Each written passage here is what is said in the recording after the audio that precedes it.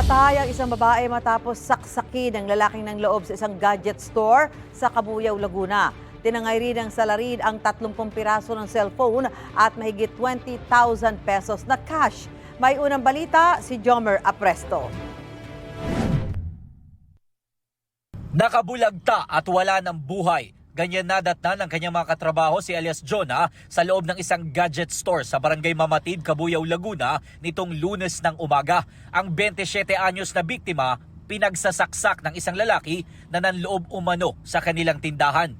Ayon sa pulisya, magbubukas pa lang noon ang tindahan nang sumalisi raw ang salarin. Natangay nito ang nasa halos 30 piraso ng cellphone na tinatayang nagkakahalaga ng 92,000 pesos at mahigit 21,000 pesos na cash. Nagkaroon po siya ng tatlong saksak sa kanyang katawan, isa po sa leeg, sa balikat at sa kanyang stomach.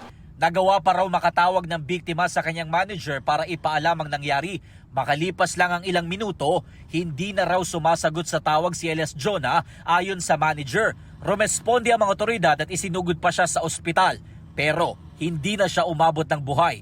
Base sa mga nakalap ng pulisya na pribadong CCTV na hindi na muna ibinigay sa media, dinig sa katabing tindahan ng ilang beses na pagsigaw ng biktima habang sinasaksak siya ng salarin.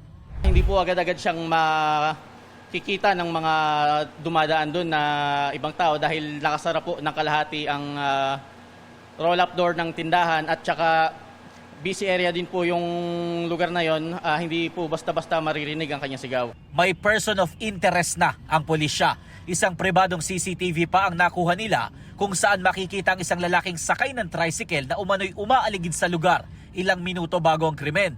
Nakita siya uli sa CCTV na may dala ng eco bag sa sidecar ng tricycle na sinasabing pinaglagyan ng mga cellphone. Na-recover na ng pulisya ang tricycle na pagmamay-ari raw ng kapatid ng person of interest sa kaso.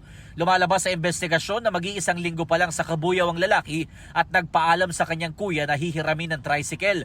Sabi naman ng barangay, mag-iisang linggo pa lang din na nagbukas ang gadget store. Wala rin daw silang CCTV doon.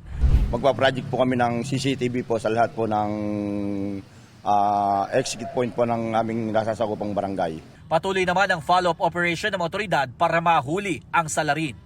Ito ang unang balita, Jomer Apresto para sa GMA Integrated News.